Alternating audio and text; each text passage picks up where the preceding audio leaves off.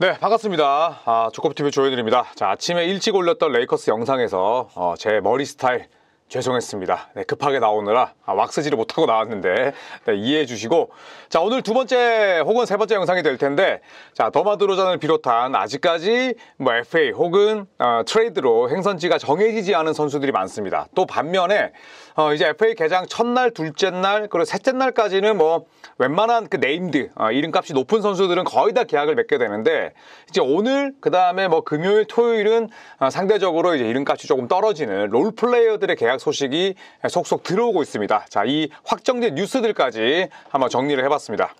자, 네이트 맥밀런과 스캇 브룩스를 드디어 레이커스가 코치진으로 영입을 했습니다. 여러 코치 후보들에게 러브콜을 던졌는데 다 까였다고 하죠. 네, 일단은 드웨인 케이시는 사유가 이제 가족과 관련한 이슈였고, 그리고 골든스테이트 워리어스로 떠난 테리 스타츠 전 포틀랜드 감독에게는 여러 차례 러브콜을 보냈었는데 결국 골든스테이트로 새롭게 둥지를 틀었습니다. 여러 가지 루머가 있긴 했어요. JJ 레딕이 너무 초짜다. 그리고 내가 코치로 가면 NBA 역사상 처음으로 부자, 아버지와 아들을 컨트롤해야 된다. 그리고 레이커스 코치의 급여가 짜다. 여러 가지 루머가 있긴 했습니다만, 자, 그래도 네이트 맥밀런과 스캇 브룩스라면 저는 JJ 레딕 감독을 보좌할 수 있는 아주 든든한 양날개가 아닌가 이런 생각이 듭니다. 자, 그래서 네이트 맥밀런 전 애틀랜타 감독의 지도자로서의 양력을 한번 살펴보면 1998년 선수 생활에서 은퇴하자마자 본인의 고향팀 어시스턴트 코치가 됐어요. 그래서 1998년에 은퇴했을 때 이 네이트 맥밀런 선수의 별명은 미스터 소닉이었습니다. 시애틀 슈퍼소닉스 한 팀에서만 뛰었거든요. 자, 그리고 나서 2000년부터 2005년까지는 시애틀 슈퍼소닉스의 감독을 역임했고, 2005년부터 2012년까지는 포틀랜드 트레일 블레이저스, 그래서 하승진 선수를 또 지도하기도 했었죠. 2013년부터 16년까지는 인디애나 페이서스의 어시스턴트 코치, 그리고 16년부터 20년까지는 인디애나 페이서스의 감독, 20년부터 21년까지는 애틀랜타 호크스의 어시스턴트 코치, 21년부터 23년까지는 애틀랜타 호크스의 감독이 됐습니다. 자, 그래서 보시면 포틀랜드를 제외하면 시애틀, 인디애나, 애틀랜타까지는 전부 다 어시스턴트 코치를 역임하다가 감독이 됐어요. 그래서 그냥 우스갯소리입니다. 야망이 있는 인물입니다. JJ 레딕이 만약에 못한다, JJ 레딕이 삽질한다, 레이커스의 성적이 좋지 않다, 네이트 맥밀런이 감독이 될 수도 있겠다라는 생각이 들고요. 어쨌든 네이트 맥밀런 감독은 98년부터 2024년까지 거의 26년, 27년 뛰면서 감독으로서 코치로서 거의 쉬지 않았습니다. 저는 개인적으로 네이트 맥밀런을 선수 때도 봐왔습니다만 감독보다는 어시스턴트 코치가 어울려요. 감독으로 나섰을 때는 은근히 선수들과 트러블도 많았었는데 어시스턴트 코치로, 그러니까 한 발 물러서서 뒤에 빠져서 이렇게 선수들을 지도하고 그 다음에 감독을 보좌하는 역할은 잘한다. 그래서 저는 개인적으로는 오케이고요. 자, 스캇 브룩스도 저는 비슷합니다. 가장 최근에는 포틀랜드 트레일 블레이저스의 수석 코치였는데 맨 처음에는 LA 스타즈 WNBA 어시스턴트 코치였고요. 자, 그리고 2003년에 다시 NBA로 첫 발을 내딛게 됩니다. 선수 생활을 은퇴하고 나서 덴버 너게츠 그리고 세크라멘토 킹스의 어시스턴트 코치를 거쳤고요. 2007년과 2008년에는 시애틀 슈퍼소닉스에서 역시나 어시스턴트 코치를 했습니다. 자, 그리고 나서 스캇 브룩스가 감독으로서 가장 이름값을 높였을 때가 2008년부터 2015년까지 썬더에서 제임스 하든, 케빈 듀란트, 러셀 웨스트브룩, 서지 이바카 이런 선수도 이끌 때였죠. 우승은 달성하지 못했지만 그래도 파이널 1회 진출, 뚜렷한 성과를 냈고요. 2016년부터 2021년까지는 존 월과 브래들리 빌이 이끌던 워싱턴을 잘 지휘를 했었습니다. 자, 그리고 나서는 이제 일선에서 물러나서 어시스턴트 코치를 역임을 했습니다. 21년부터 2024년까지 포틀랜드 트레일 블레이저스의 어시스턴트 코치로서 가장 최근까지는 천시 빌럽스 감독의 뒤를 이었죠. 천시 빌럽스 감독도 상당히 젊고 풀타임 헤드 코치가 처음이었어요.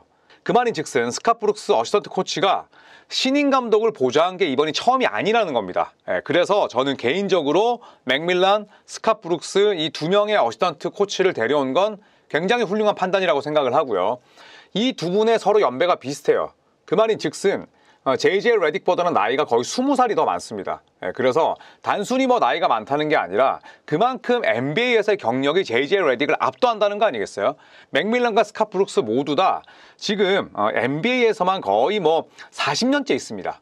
그렇기 때문에 레딕이 갖고 있지 못한 그런 노하우들을 전수할 수 있다는 측면에서 저는 이 두 명 대단히 좋은 영입이었다라고 생각을 합니다. 자, 그리고 이제 선수 계약을 한번 살펴볼까요? 데미안 리, 스테픈 커리의 동생의 남편이죠.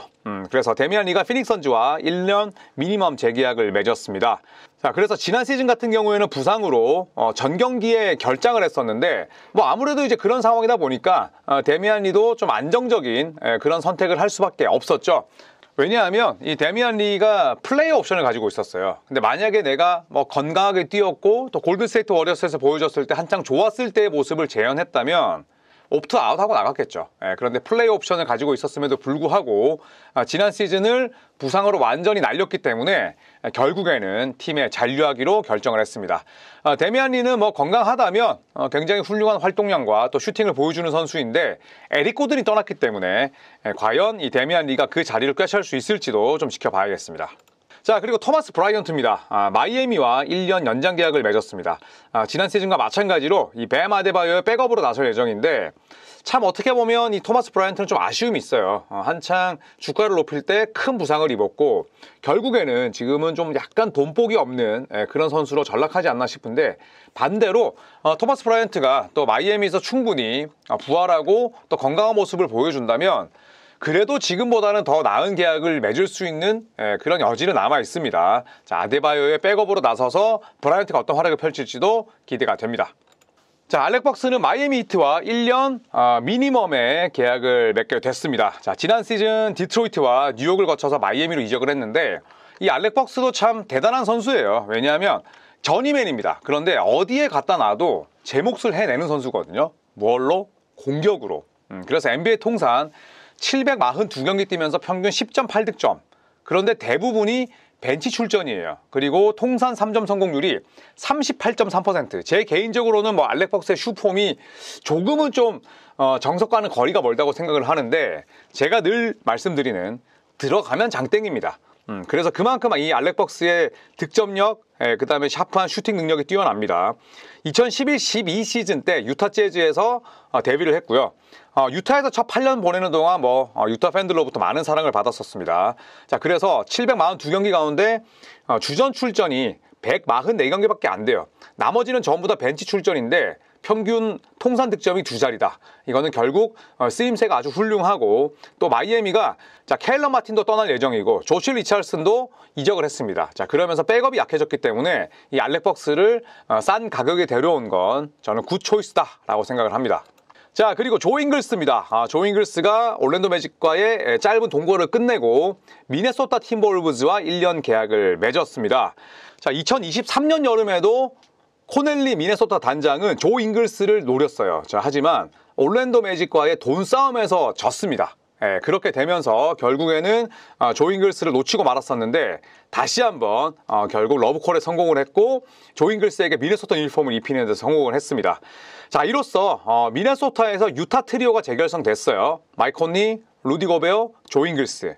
그리고 잉글스는 항상 본인의 이 몸에 승리 DNA가 있는 선수예요. 일단 이걸로 플레이하는 선수잖아요. NBA 처음 왔을 때보다 스피드는 훨씬 더 느려졌습니다.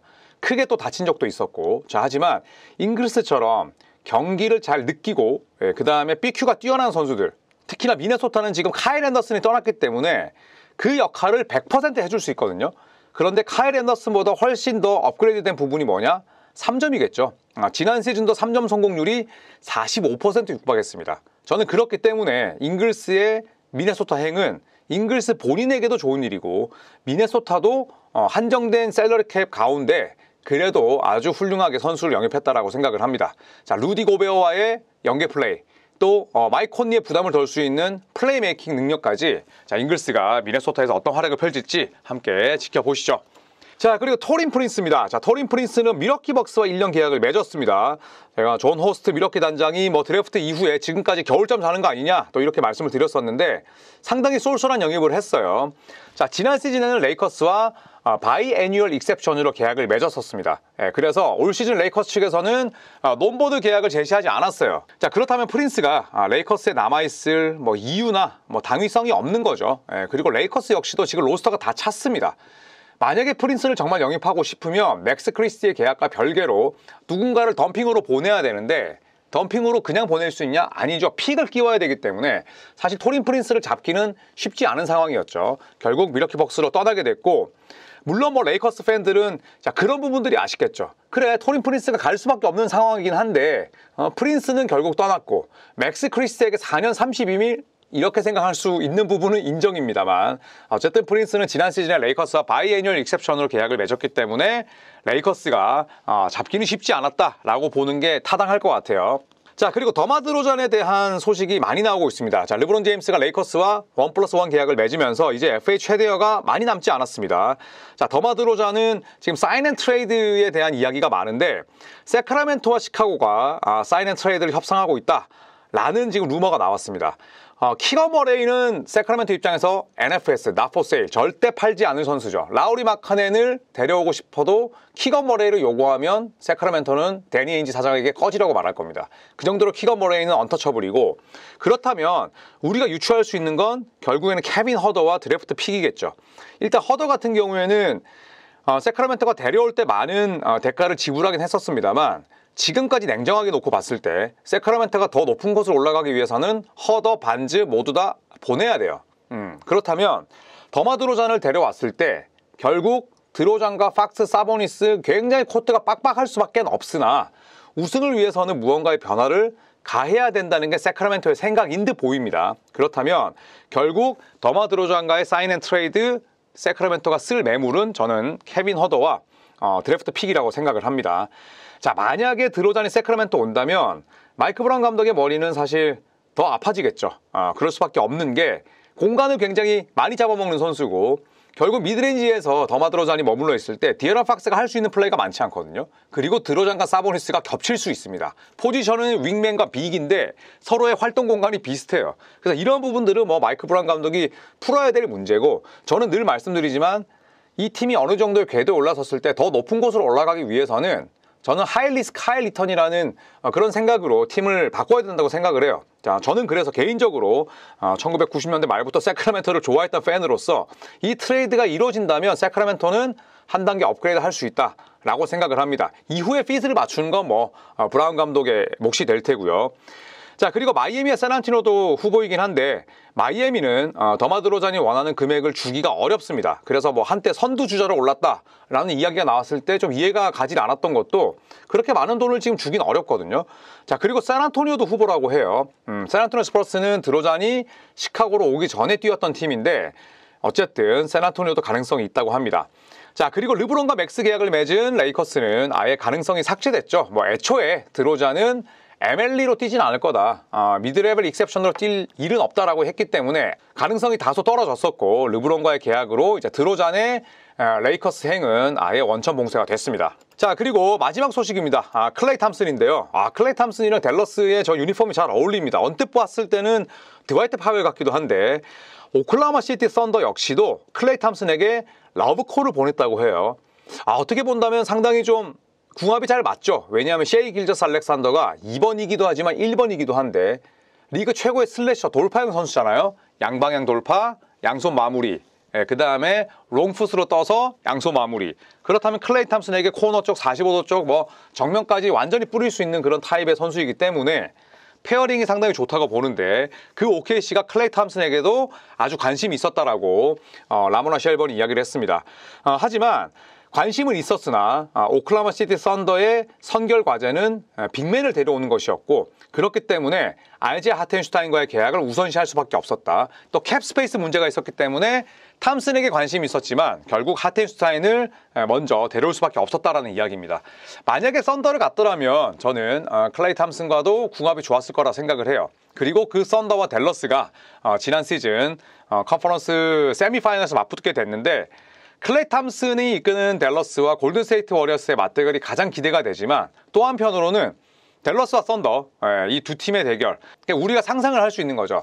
지금 탐슨이 어빙 돈치치와 함께 뛰고 있는데 만약에 셰이 길저스 알렉산더, 챗 홈그랜과 함께하는 탐슨은 어땠을까라는 또 상상을 할 수 있으니 또 이 두 팀의 대결도 기대가 됩니다. 자, 이상 확정된 소식과 여러 루머들을 한번 정리해봤습니다. 제가 이번 주 월요일부터 오늘까지 월, 화, 수, 목 4일 동안 지금 15개 영상을 한번 찍어봤거든요. 근데 할만합니다. 그리고 NBA를 저희가 좋아하고 사랑하는 가장 큰 이유는 시즌만큼 비시즌이 재밌기 때문이에요. 그런데 이렇게 FA 시장이 열리고 뭐 트레이드가 이렇게 일어나는 것도 굉장히 시간이 짧습니다. 그렇기 때문에 저희 조코피TV 구독자분들도 제가 올리는 영상들을 또 많이 봐주시고 또 저에게 격려 말씀을 해주시는 게 아닌가 생각을 합니다.